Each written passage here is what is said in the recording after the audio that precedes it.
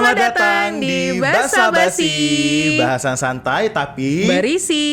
Kali ini ditemani oleh aku Andy dan saya Septi. Dan seperti biasa kita akan ngobrol-ngobrol tentang isu-isu yang terkini dan pastinya bersama dosen-dosen dan juga karyawan yang ada di Universitas Indo Global Mandiri. Nah, kali ini kita kedatangan tamu yang sangat spesial lagi, salah satu dekan fakultas di Universitas Indo Global Mandiri, yang mana dia punya background yang sangat luar biasa sekali. Ngomong-ngomongnya ya Septi ya, katanya Betul. pernah menyelesaikan pendidikan S3 di luar negeri, yaitu di negara Hungaria. Betul, dan beliau ini ya teman-teman Basa Basi adalah salah satu dekan Fakultas Ekonomi yang juga bisa dibilang cukup muda ya. Cukup muda dan eksis. Betul banget, dan pastinya beliau ini punya banyak pengalaman karena kan kuliahnya juga cukup lama ya di luar ya, dan kita pengen tahu nih gimana sih sebenarnya kuliah di luar negeri itu, apakah beda sama Indonesia Ya. Dan juga teman-teman yang nonton pasti penasaran. Oke, jadi buat Basiber ya, Basiber. Tetap ya Basibers ya. Ya, buat Basiber yang tertarik nih untuk belajar yang sifat-sifatnya itu accounting, Iya, ekonomi, ya senang duit sih sebenarnya. senang duit, senang investasi. Kali ini kita menghadirkan narasumber yang sangat tepat sekali. Betul. Ya, siapa? Selamat siang Pak Budi. Selamat siang. Sehat Pak. Oke. Alhamdulillah sehat. Alhamdulillah. Kok kayak lemes banget sih Pak? Iya. Gara-gara harga emas naik ya Pak ya? No. Harusnya happy ya. Ya harusnya happy Pak. benar. Iya, nah Pak Budi, gimana Pak Budi kabar dari Fakultas Ekonomi nih? Ya. Apakah ada sesuatu yang happening baru-baru ini? Ya, kalau dari Fakultas Ekonomi ya alhamdulillah semua running well. Ya, kita juga sekarang lagi masukin perkuliahan seperti biasa ya, habis midterm. Nah, mungkin nanti yang lagi happening mungkin isu-isu global ekonomi kali Iya. ya. Oke. Kalau kemarin tuh Fakultas Ekonomi tuh viralnya gara-gara ada salah satu alumninya jurusan akuntansi ya, yang beliau ini difabel, tunawicara ya Pak ya, tapi berhasil menyelesaikan kuliahnya dengan predikat dengan pujian. Yes. Dan langsung dapat kerjaan ya Pak ya. Iya, benar banget tuh. Jadi ya alhamdulillah ya, surprise juga. Itu ada mahasiswa kita dari akuntansi itu namanya Muhammad Fadliatsa ya. Yang mungkin dia memiliki apa ya? Kekurangan lah ya. Kebutuhan khusus lah Betul. ya, mungkin yang memiliki kelebihan gitu. Ya alhamdulillah dia bisa lulus dengan IPK yang juga surprisingly Yes. 3,74 ya kan, cum laude, dan alhamdulillah itu direspon positif oleh Pak Rektor. Dan langsung dikasih kerjaan Iya, loh Pak. langsung diberi Keren banget ya pekerjaan. rektor kita ya. Ya, artinya teman-teman yang kuliah di Universitas Indo Global Mandiri ini tidak pantang bulu ya. Yang penting kita menjunjung tinggi kualitas dan keinginan mahasiswa. Semua ada jalan ya, Pak Budi dan Septi ya. Emangnya di Fakultas Ekonomi mungkin teman-teman nih boleh tahu ya apa? Boleh tahu dan dikasih tahu ya teman-teman yang lagi nonton, di Ekonomi IGM itu fakultas prodi-prodinya ada apa aja sih Pak? Oke, di Fakultas Ekonomi itu kita ada 3 program studi. Oke. Untuk S1 kita punya manajemen, lalu akuntansi, dan untuk S2 kita punya magister manajemen. Oke, tuh jadi teman-teman yang kebutuhannya juga banyak, karena memang ekonomi ini kan sebenarnya itu udah banyak ya Pak ya. Betul. Banyak banget yang minat Pak. Pokoknya kalau cewek cantik Itu pasti masuk ekonomi. Betul. Cewek cantik mau masuk jurusan apa? Ekonomi. Manajemen, akuntansi itu favorit banget Pak. Tapi maksudnya apa sih Pak yang membedakan gitu ya? Karena kan banyak tuh fakultas ekonomi di universitas lain. Benar. Tapi kalau di IGM gimana sih Pak? Yang paling jadi signature-nya Pak Oke, dari UIGM dibandingkan dengan universitas lainnya. Oke. Ya, kita dari fakultas mencoba untuk stay relevan ya, khususnya untuk bisa mencapai visi misi universitas ya kan. Kan kita pengen jadi entrepreneurial university ya di 2028. Jadi untuk bisa ke arah sana sebenarnya kami dari Fakultas Ekonomi sudah memberikan platform lah untuk mahasiswa belajar. Itu diantara misalkan kita punya lab kewirausahaan. Oke. Ya, nanti di sana mereka bisa belajar. Biasanya kan anak-anak suka startup nih sekarang. Iya kan banyak ya yang anak-anak muda tuh nyoba startup kekinian, startup apa namanya, kayak apa sih kemarin tuh Pak? Kemarin kita juga menang lomba kayak ada beberapa mahasiswa yang bisnis coffee kan, menang di lomba kompetisi tingkat South Sumatera Selatan gitu kan. Lalu ada juga kemarin startup yang concern di bidang lingkungan. Iya. Ya kan, nah mungkin nanti bagi teman-teman juga yang tadi sempat disinggung soal harga emas dan lain-lain. Kita juga punya pojok bursa yang mungkin relate sama teman-teman anak muda yang sekarang mulai tertarik untuk investasi di pasar modal. Oke, berarti memang difasilitasin banget ya. Banyak hal-hal yang mungkin ya berbeda dari universitas lain. Saya tertarik sama itu Pak, pojok bursa itu gimana sih Pak? Karena segini di kemarin itu kan sempat juga ya harga emas naik, terus juga anak-anak muda Gen Z tuh zaman sekarang udah melek investasi Pak. Jadi mahasiswa kita itu kayak responnya tuh positif banget sama pojok bursa itu, pengen tahu gimana sih cara main saham ya Pak ya di situ main ya. Saham itu ya. Investasi saham lah, main saham berasa main layangan. Itu nggak putus ya. Bahaya kalau putus. Investasi, maksudnya investasi. Tapi kan dalam taraf yang ya masih kecil-kecilan ya Pak ya. Nah itu gimana Pak? Itu supportnya atau ada pembimbingan khusus dari Fakultas Ekonomi untuk mahasiswa yang interested in di bagian itu. Ya benar sekali sih Pak Andi sama Bu Septi. Sebenarnya kalau di kita sendiri bagi mahasiswa yang tertarik untuk memulai investasi, jadi kita sudah punya pojok bursa itu langsung kerjasama sama kantor Bursa Efek Indonesia chapter Sumatera Selatan. Wow, nggak main-main ya Bursa Efek Indonesia coy. Iya, jadi nanti teman-teman bisa datang ke lab pojok bursa. Nanti kita bisa di sana lihat running trade. Jadi running trade itu seperti harga saham yang terus bergerak. Oh, yang kayak lilin-lilin gitu ya? Gitu. Ya nanti ya kita langsung bisa praktek aja di sana gitu. Oke. Tertarik? Iya, karena saya tahu ya, laki gue main soalnya. Jadi tahu gitu kan, biasa tuh kalau saham yang bagus tuh berarti harus dibeli, dijual kayak gitu-gitu. Berarti dosennya juga ini nih pada invest semua kali. Bisa jadi ya Pak ya? Iya Pak ya? Iya, kalau saya pribadi sih kebetulan saya juga sebelum jadi dosen saya kerja di perusahaan saham juga. I see. Jadi emang udah banyak pengalamannya ya. Oke, balik lagi. Nah ini tertarik nih. Tertarik sih kayaknya. Nanti sebelum dosen udah berkecimpung di dunia persahaman. Tadi kita juga sempat singgung bahwasanya Pak Budi ini punya pengalaman studinya di Hungaria. Artinya pengalaman Bapak bisa jadi juga ya dibawa ke UIGM dibawa gitu ke di sini. sini. Itu seperti apa Pak kira-kira?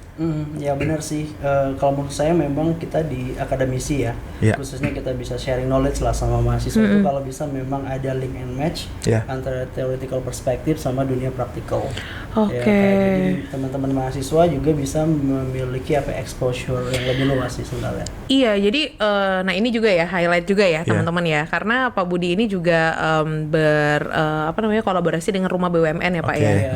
Jadi secara teori memang Pak Budi menyampaikan gitu kan, ngajarin mahasiswanya nih secara teori, tapi secara praktek juga Pak seperti diajarin apa gitu langsung ya? praktek gitu mahasiswanya. Jadi itu Pak ya yang paling penting di zaman sekarang ya Pak. Benar sih, benar banget. Karena nggak cuman harus belajar teori, tapi juga harus kayak praktek. Kita bisa lah mengimplementasikan teori itu seperti apa ke lapangan gitu.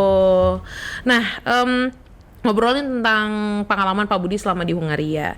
Kenapa pada waktu itu akhirnya memilih Hungaria? Kayak berasa ini ya kita. Kenapa memilih Hungaria?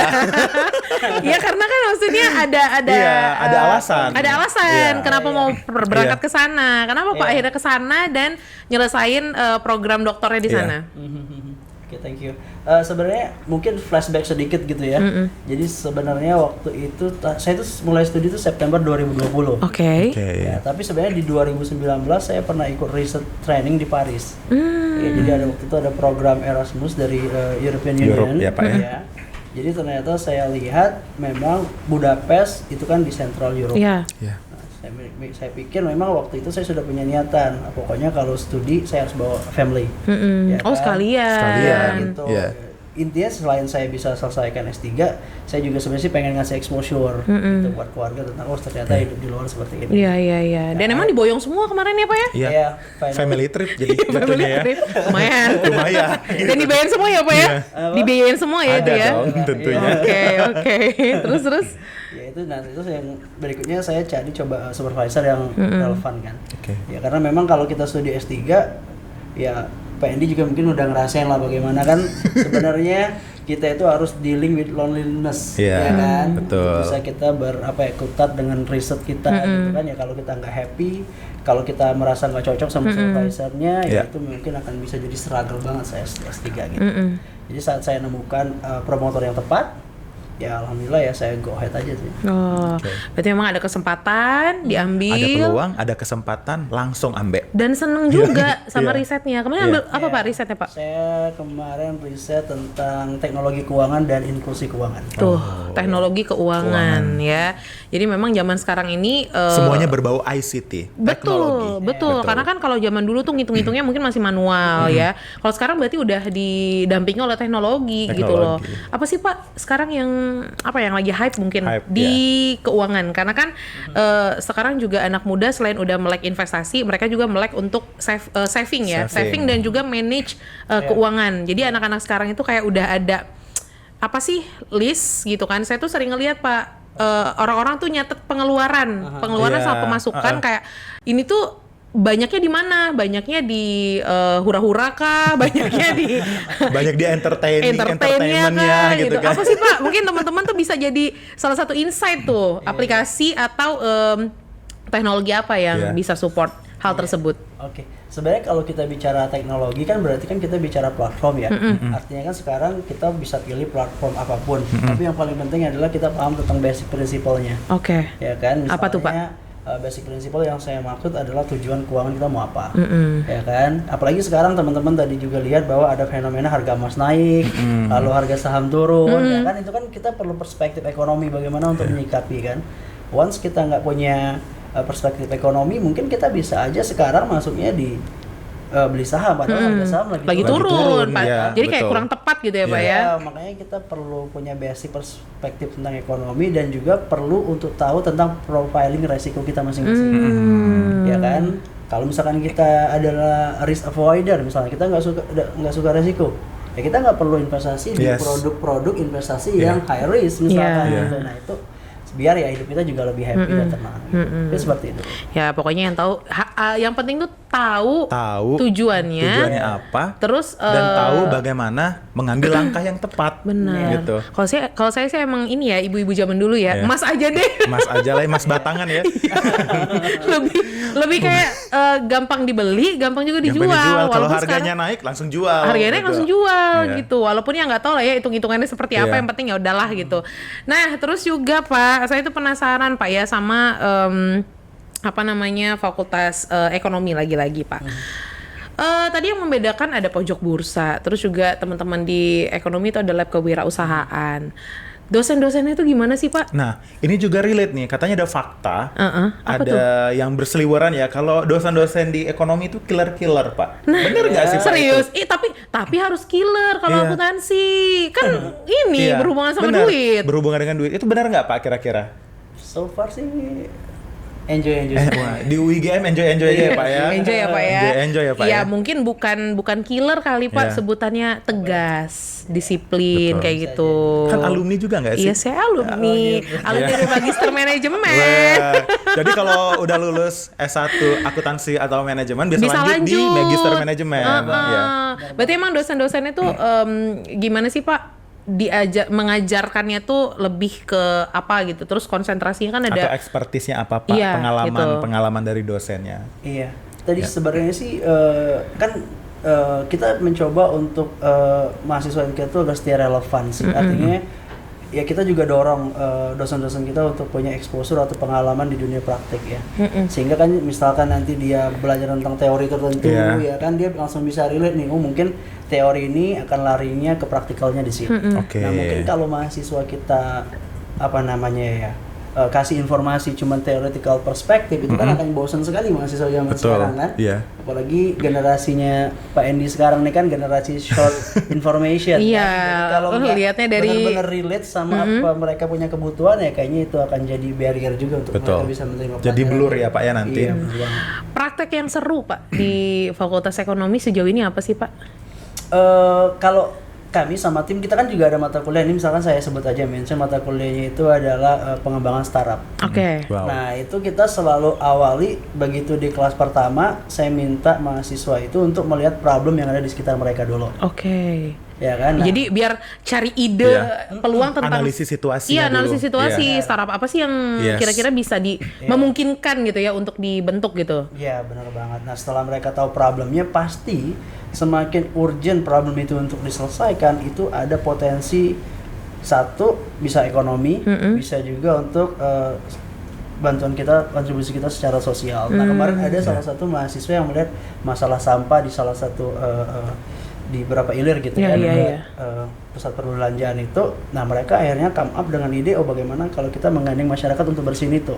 Nah sama ada juga melihat kemarin ke pasar 16 yang second hand product, yang mereka thrift gitu ya Pak ya? Thrifting, itu anak-anak zaman sekarang, dia lihat ternyata dia nggak ada di sosial media. Nah anak-anak kita datang dengan membantu untuk membuat Instagram, Shopee dan lain-lain. Seperti marketplace itulah. Oke, lebih ke brandingnya juga dia ya. Berarti memang teman-teman di Fakultas Ekonomi ini juga selain ya udah belajar teorinya kan, kalau ternyata marketing itu harus kayak gini. Nah, dia membantu juga langsung terjun ke masyarakat gitu loh. Soft skill-nya benar-benar ditingkatkan. Iya. Terus gimana tuh, Pak? Ya kita so far lebih mengenalnya kayak problem based education sih. Jadi biar kita lihat masalah sekitar, lalu dengan teori knowledge yang kita pelajari di kelas, masalah apa sih yang bisa kita selesaikan gitu. Dikasih problem solve-nya lah ya. Tadi kan sudah dijelasin nih korelasi antara teori dan praktek. Jadi berdasarkan project based learning lah Pak ya.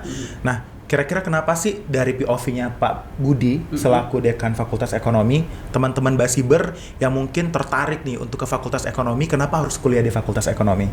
IGM. Di IGM, IGM ya? Dari berbagai banyaknya prestasi mahasiswa, exposure dan expertise dosennya, kenapa sih para Basiber harus ke FE Ekonomi UIGM?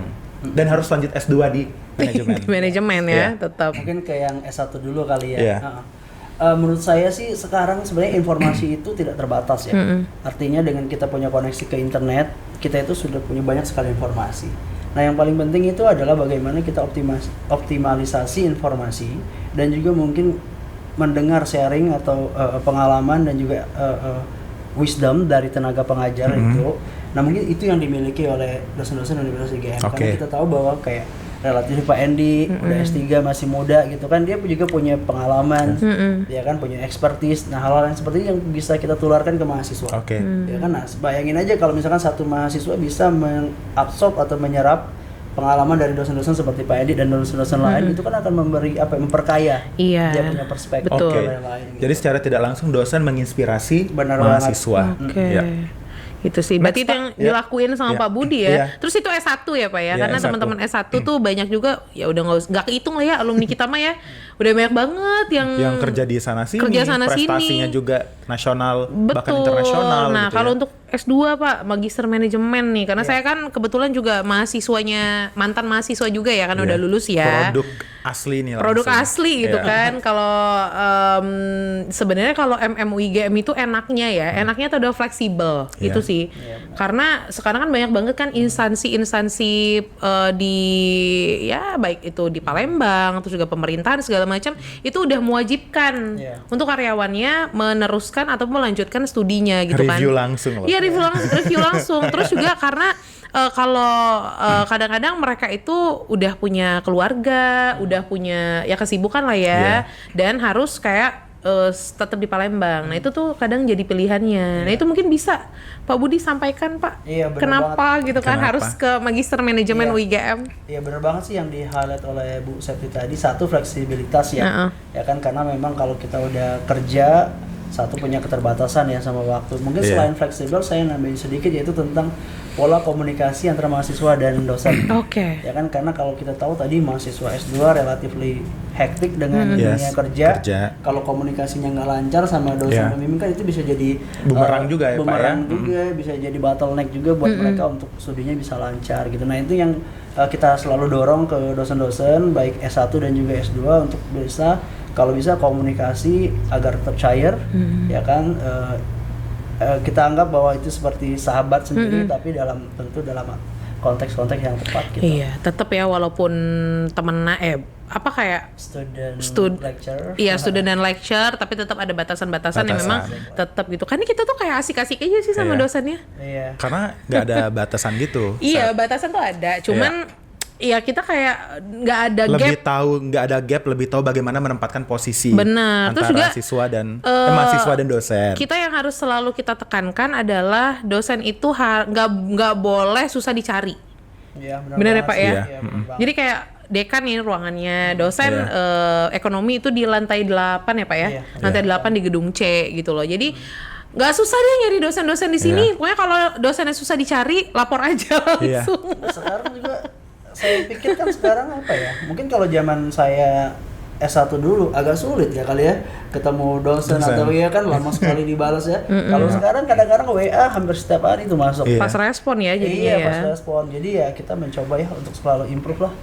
Gitu dari sisi pelayanan. Tapi Sep, anyway, Apaan tuh? Pak Budi ini adalah salah satu dosen yang menurut saya cukup menginspirasi dari Oke. risetnya. Heeh. Jadi saya tuh sempat kepo-kepo dari dosen-dosen yang ada di kita ini, dan salah satunya Pak Budi itu kalau kita lihat di Google Scholar itu kualitas risetnya tuh menurut saya yang luar biasa. Pokoknya udah tinggi aja skornya Udah di Google tinggi Scholar aja. ya. Baik itu QQ berapa gitu ya kalau teman-teman ngelihat silakan di Google Scholar-nya Pak Budi. Ya, Dan atau bisa disitasi juga ya untuk disitasi teman-teman juga. ya. Dan menurut saya itu sesuatu hal yang bagus untuk pengembangan karir sebagai seorang dosen. Nah, menurut POV atau point of view-nya Pak Budi, bagaimana cara Pak Budi sendiri bisa mempertahankan eksistensi sebagai seorang dosen yang lulus dari S3, dari Hungaria, tapi tetap bisa survive sampai dengan saat ini? Karena nggak banyak loh yang bisa struggle dengan apa yang sudah dibangun. Iya sih, Iya. benar banget sih Pak Andi. It's not easy. Iya. Maksudnya untuk membawa apa ya culture, lalu misalkan habit gitu Iya, ya, habit. dari luar ke sini. Makanya sepakat banget sih. Saya selalu beranggapan bahwa tugas kita sebagai dosen adalah sharing knowledge. Iya. Nah, itu bagaimana kita bisa sharing knowledge terupdate kalau kita sendiri nggak punya riset-riset Iya. terbaru. Nah, itu. Ya kan? Nah, perspektif itu yang selalu saya coba pegang. Nah, untuk bisa membuat keterbaruan itu, makanya saya selalu menjaga network sama rekan-rekan dari luar negeri.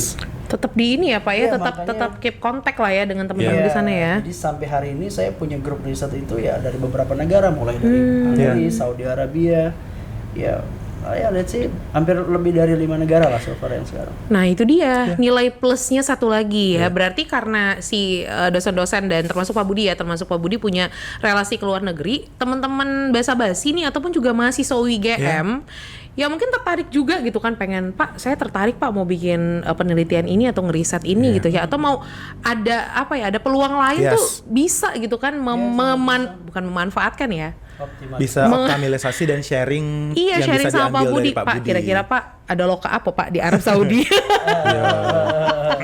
kayak gitu kan. Benar, benar. Itu sih sebenarnya. Jadi memang ya dosen-dosen Ya, kita Ya apa gitulah ya? ya. Gitu Kan lah. POV Mbak Septi seperti apa? Iya, Dosen-dosen kita. Kalau POV aku ya, dosen-dosen IGM, terutama di Fakultas Ekonomi, Iya. mereka itu pertama friendly. Friendly itu ada pertama ya, karena kadang-kadang kan orang tuh ada apa ya, ada ketakutan tersendiri, apalagi mahasiswa masih belum tahu apa-apa gitu kan. Kadang agak-agak takut gitu kan mau ngomong sama dosennya. Nah, dosen-dosen ekonomi tuh enak, friendly gitu ya. Terus kedua juga mereka punya pengalaman yang baik itu kuliah di dalam negeri dan juga luar negeri, dan mereka tuh nggak pelit sharing gitu loh. Termasuklah di sosial media gitu, Pak Budi kan Iya, termasuk sangat aktif juga aktif ya juga, di iya. sosial media gitu kan. Jadi teman-teman mahasiswa tuh tahu gitu loh, tahu Instagram dosennya masing-masing. Jadi mereka bisa nanya langsung juga gitu loh, dan lihat postingan, oh Pak Budi ini lagi ngeriset ini nih gitu. Kan sering diupdate juga. Betul. Itu sih sebenarnya. Itu point of view saya ya. Artinya kan dosen-dosen di sini memang punya kualitas yang memang mereka punya visi dan misi untuk mentransfer ke mahasiswa yang dibimbingnya. Betul. Gitu. Tapi yang membuat saya tertarik adalah selain Fakultas Ekonomi memang concern di bidang akademik ya, Pak Budi ya, Mbak Septi ya, tetapi ternyata mahasiswanya juga banyak sekali prestasi-prestasi yang bersifat non akademik, baik Ya. itu di beauty pageant, Banyak banget anak banyak ekonomi. banget anak ekonomi, baik skalanya nasional, internasional, dan menang lagi gitu. Dan itu tuh kenapa? Karena kan anak ekonomi itu yang cantik-cantik tadi Cantik-cantik, kan, gitu. milihnya Iya. ekonomi. Ternyata memang mereka juga punya talent lain Talent. gitu Pak. Itu disupport juga ya Iya, Pak ya? atau bagaimana cara dosen atau arahan dari fakultas untuk memberdayakan mahasiswa-mahasiswa yang punya potensi seperti Iya. itu, Pak? Ya pada dasarnya adalah kita sebagai apa ya, sebagai dosen dan juga tenaga pendidik lah ya kita anggap ya. Kita itu kan pengen melihat mahasiswa itu bisa mengoptimalisasi talentnya masing-masing. Oke. Jadi selagi itu yang kita anggap itu adalah positif, ya kan, kegiatan apapun baik skalanya lokal, nasional maupun internasional, ya pasti kita support.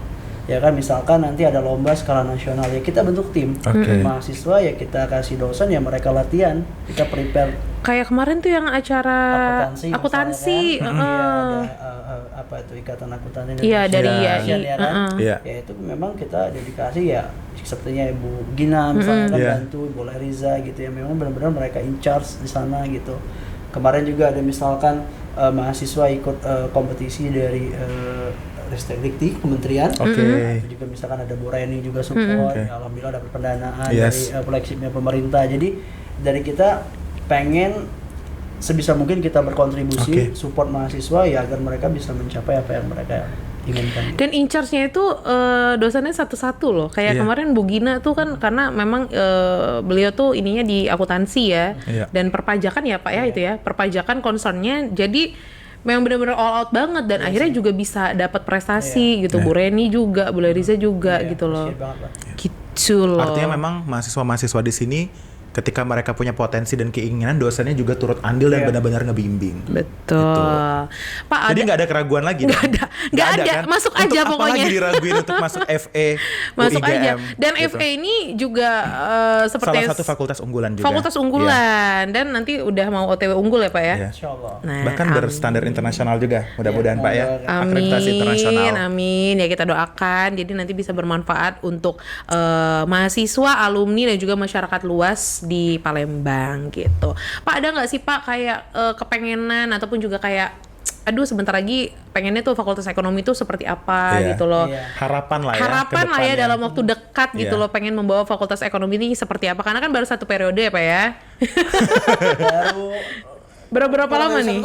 Kurang dari satu tahun kan. Termasuk masih baru, tetapi kinerjanya dengan prestasi-prestasi mahasiswanya yang udah banyak gitu kan. Nah, harapannya Pak seperti apa? Kan Bapak tadi bilang punya relasi dari berbagai negara. Apakah nanti akan dibawa semuanya ke sini untuk berbagi pengalaman di teman-teman Fakultas Ekonomi, atau seperti apa Pak?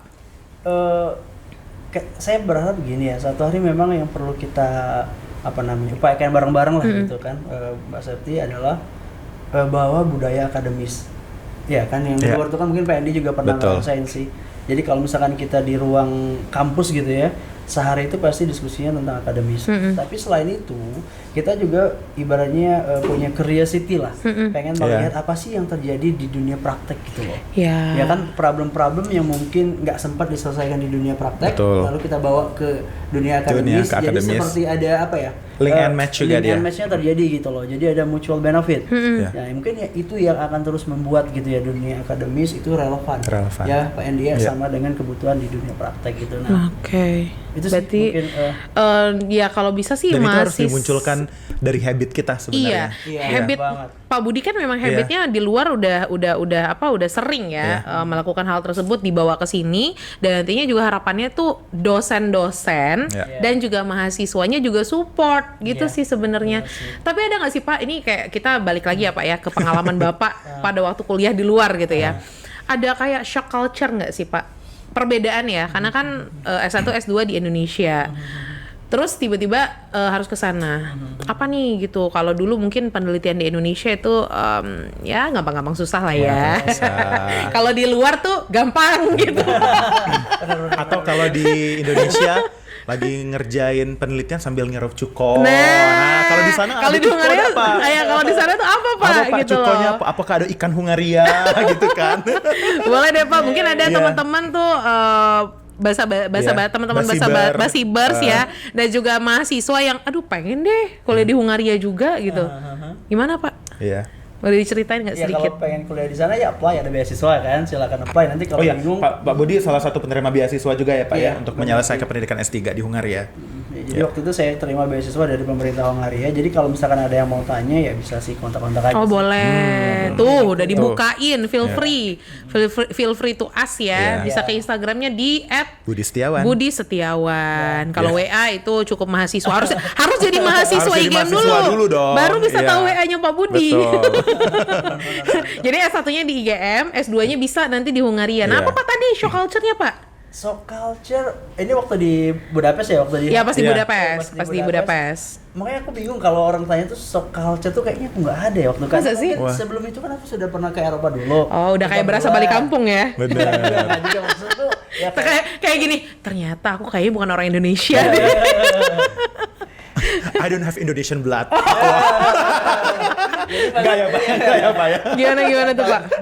Belum tes DNA nih Belum soalnya. Siapa tahu kan Siapa gitu tahu. karena nggak ada perbedaan atau Iya. dari segi cuaca kali. Nah, cuaca sih orang kalau kulihat banyak kan dari cuaca ya. Ya, tapi ya karena mungkin waktu aku ke Paris dulu adalah bulan winter, jadi Iya. ya sudah terekspos lah dengan Betul. yang Udah tahu ya. Iya, jadi tahu sih apa-apa yang harus dipersiapkan. Jadi ke sana lebih mungkin yang agak sedikit apa ya berbeda itu tadi kan karena saya banyak menghabiskan waktu di lingkungan akademis ya di kampus ya. Nah kalau di sana itu aku tuh sempat mikir dulu mungkin kalau ngobrol kayak gini tiada hari tanpa ada kata riset. Jadi kata riset tuh selalu muncul tiap hari. Riset, Andy. riset. Ngobrol riset. kayak Iya, gini, Iya, pokoknya benar. ngobrol kayak gini ngopi. ngomongin riset. Iya, benar. Oke. Ngopi ngobrolin riset lagi makan misalkan kita ke toko mana gitu fast food atau apa pasti bicara tentang riset. Riset. Iya. Pokoknya jadi orang-orang itu minim gibahin orang ya, Pak ya. Minim. Iya hampir. Iya. hampir. Tapi anyway, yang lagi seliweran di TikTok ini kan ada salah satu konten kreator lah yang bilang Kenapa? perbedaan S1, S2, dan S3. Nah, aku tertarik nanya dengan Pak Budi. Kalau Pak Budi disuruh milih perbedaan S1, S2, S3 kira-kira yang paling nyaman dan paling menurut Pak Budi paling berkesan itu di momentum apa, Pak? S3. Kenapa, Pak? Ya karena Ini jawaban di S3 loh. Ya karena di luar walaupun susah nyusun Iya. disertasinya dan segala macam tapi kan di luar negeri nggak Jadi apa-apa. apa ya kalau aku pikir S3 menurut aku barrier-nya itu barnya itu kita tentukan itu tidak hanya sendiri tapi bareng supervisor. Nah, Ya. Nah, dan dia itu aku ingat banget waktu itu saya kan disertasi saya komparasi Indonesia sama Hungaria. Hungaria. Itu supervisor saya itu rela bantuin collecting data di Hungaria. Jadi saya merasa Good. bahwa saya bukan seperti student sama lecturer Iya. tapi lebih ke co-partner gitu. Iya, loh. co-partner. diskus sama temen Iya, jadinya. jadi kayak oke kita punya set bareng-bareng Iya. di sini misalkan oke dia support sini kita Kolaborasiin, gabungin. gitu loh makanya sampai sekarang ya kolaborasi di sini itu masih terjaga meskipun saya sudah selesai lulus gitu. Ya, berarti itu tuh so culture-nya kalau di Iya. sana di Hungaria itu semuanya obrolan base berdasarkan ini lah ya, berdasarkan riset, membahas tentang penelitian. Kalau di Indonesia banyak ya Banyak. gibahannya gitu loh. Banyak. Itu kali ya, Pak ya. Banyak. Abis ini nak masak apa? Besok nak nongki di mana? Berarti itu ya Pak ya mungkin ininya. Tapi saya penasaran juga Pak, karena bawa keluarga juga, boyong keluarga di sana. Nah mungkin teman-teman nih pengen tahu juga, boleh ya ternyata bawa keluarga gitu loh, fully funded juga ya di sana, dibiayain juga ya di sana. Ditekan ya boleh ya bawa Ya keluarga. boleh ya bawa keluarga gitu kan. Penasaran, pengen juga soalnya. Tertarik. Siapa tahu, Siapa tahu. kan. Rezeki nggak ada yang tahu loh. Nggak ada yang tahu Ya, rezekinya. Nah benar. itu gimana Pak? Boleh nggak dikasih tahu nih, diinformasiin ke teman-teman kalau ternyata S3 ke luar negeri itu juga dibiayain loh. Iya, living cost-nya dapat nggak Pak? Ya, gitu living cost, misalnya benar-benar. bawa keluarga sama anak gitu. Nah ini juga yang perlu jadi perhatian ya buat teman-teman yang mau apply beasiswa S3 dan sudah punya keluarga. Jadi waktu zaman saya itu saya I was lucky karena waktu itu belum ada aturan baru dari Uni Eropa. Jadi siapapun yang kuliah di Budapest boleh bawa keluarga. Oke. Nah tapi sekarang nanti coba cek lagi ya aturan Iya. terbaru, regulasi imigrasi terbaru itu sepertinya sudah mulai ada pembatasan. Hmm. Karena aku nggak tahu apa reasonnya. Iya. Dan itu tidak hanya terjadi di Hongaria. Saya lihat juga di beberapa negara seperti Belgium, Oke. Belgia, sama beberapa negara lain di Iya. Eropa juga sudah mulai membatasi kecuali dia bekerja di sana. Oh ya pantesan aja ya kalau misalnya memang membawa keluarga itu pasangannya tuh harus minimal punya kerjaan juga di sana. Oke. Benar. Nah itu Oke, juga mungkin takut tiba-tiba jadi imigran gelap kali ya. ya mungkin ya atau mungkin dia merasa- Jangan jadi tanggungan negara. Iya, juga jangan kali jadi ya. tanggungan negara katanya gitu kan. Iya. Oke, berarti itu yang harus di update ya sama Di-update. teman-teman harus ya. terus Iya. diupdate karena kan aturan berubah terus sekarang. Betul. Kondisi yang nggak serba volatile ini. Ya, oke, berarti kemarin sempat anak juga kuliah sekolah di sana ya Pak ya? Ya, anak saya sekolah. Berarti perbedaannya apa Pak? Kalau di sana dari TK, SD atau gimana? Elementary? Di sana itu kalau nggak salah teman saya itu anaknya 3 bulan. 3 bulan. Ya jadi nah itu mungkin ini juga yang mungkin kita perlu sama-sama evaluasi dan pelajari ya. Jadi di sana itu kan kita kalau orang tua misalkan ayah sama ibunya kerja nih dari jam 9 sampai jam 4 misalkan. Iya. anak itu nanti di sekolah dititipkan. Ada daycare-nya. Ada daycare. Wah, Itu enak dia banget ya yang harus ditekankan di pemerintah Indonesia. Daycare. Oke, gimana Pak? Daycare. Jadi pas anak saya SD, jam sekolahnya pun, jam daycare-nya pun itu menyamakan jam kerja orang tua. Oke, berarti kalau misalnya sekolahnya dari pagi, Yes, terus jam 9 sampai anak saya itu jam 4. Heeh. Nah, cuma perbedaannya waktu di luar negeri anak saya itu seperti happy. Kayaknya aku lihat dia sekolahnya banyak main kayaknya. ya. Iya, Dia lebih ke benar. apa ya? Dia lebih ke bonding dengan lingkungan yang ada di sekitarnya. karena kan emang anak-anak tuh happy-nya Happy bermain, bermain sambil sambil belajar. Benar sih ya kayak gitu. Jadi lebih diajarin kayak gimana misalkan makan antri. Antri. Gitu misalkan. Yes. Terus kalau kamu mau Oh, bicara, pelajaran hidup ya Budi pokoknya. pekerti. Iya, lebih kayak Kalau kita gitu. dulu budi pekerti. Iya. Kalau Kalau anak di sini sekarang kan kita rich nggak? apa tuh? Ada yang viral kan? ada ya Allah. But I see a lot of rats. Berarti pas balik ke Indonesia tuh SD atau gimana? SD. Jadi SD. Iya, SD dia. Karena ada perbedaan Ya. kurikulum ya Pak ya. Pasti ya perbedaan kurikulum. Ini mungkin kayaknya bukan Pak Budi yang culture Iya shocknya benar anaknya. anaknya. Tapi Kalau aku sesuatu lihat- hal yang bagus loh. Balik ke Indonesia sudah dapat pelajaran-pelajaran dari sana Iya. ya Pak ya. Itu Nah dari kalau saya sini. jadi anaknya saya mau balik lagi Papa. Apa? Bisa nggak S3 lagi di sana gitu? Iya. Ada cerita lucu. Jadi waktu kita baru pulang, jadi kan saya tiap pagi ngantar anak sekolah. Iya. Tiba-tiba entah gimana dia bilang, "Ayah, saya punya 3 alasan kenapa kita harus kembali lagi ke Budapest." Iya. Oke, langsung Udah balik lagi di tuh, challenge udah di nih. ulti. Udah di ulti Heeh. gitu. Gimana? Satu dia bilang, "Lihat truk-truk ini parkirnya di ini kita susah banget gitu." Oke. Iya. Satu, Satu misalkan, kedua, kenapa sih orang tuh berisik katanya. dua. Aku ketiganya lupa. Oke, berarti Iya. dia udah punya keinginan ya Iya, kayaknya iya. ya. Oke, deh siapa Oke. tahu deh nanti cari siapa nama anaknya Pak? Inilah pokoknya Tin Iya, gitu iya.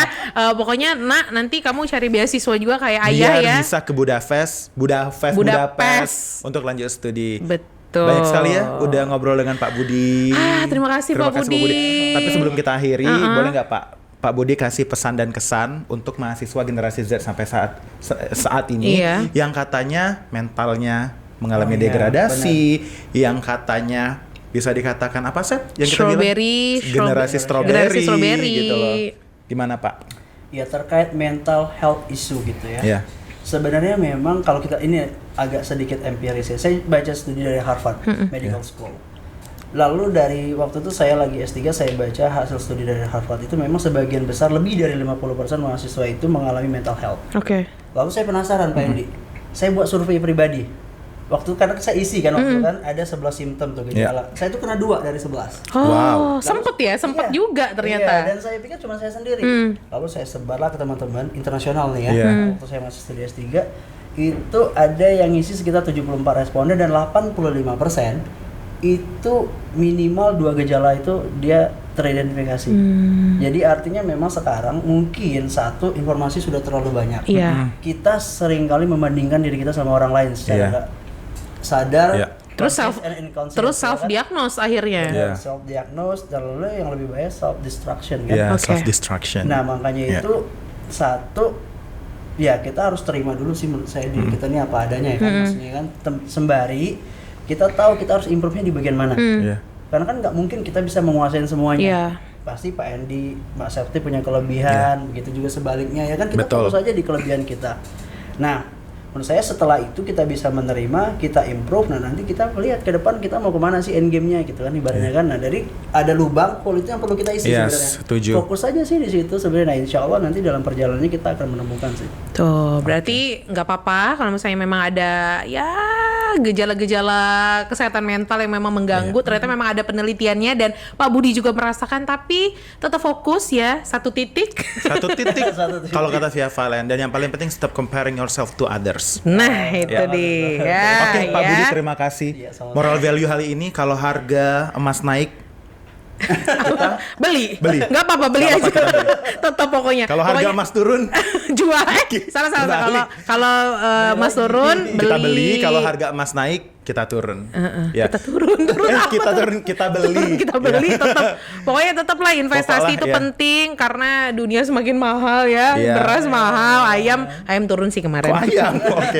Maksudnya bahan pokok gitu Bahan loh, bahan pokok tuh pokok. semakin naik gitu. Benar. Dan jangan lupa ya selalu pantengin Basa-Basi dan juga kita sekarang masih membuka pendaftaran mahasiswa baru. Jadi teman-teman ya karena kan dunia ini sudah cukup Iya. keras ya. Jadi Betul. kita harus tetap update diri kita, jangan sampai aduh nggak mau kuliah, nggak mau Iya. melanjutkan pendidikan. Sayang banget Pak Budi aja sampai ke Hungaria. Iya. Jadi Kalau bingung milih universitas mau kuliah di mana, jangan lupa ke Universitas Indo Global Mandiri. dan masih membuka pendaftaran di pmb.uigm.ac.id ya. Bisa cek juga Instagram kita di @universitas_igm dan juga cek di uigm.ac.id ya.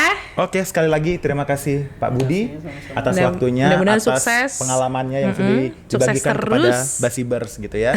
Dan Fakultas Ekonomi akan segera unggul ya Pak ya. Amin. Insya Allah. Amin. Oke, terima kasih teman-teman. Kita Terima berdua kasih.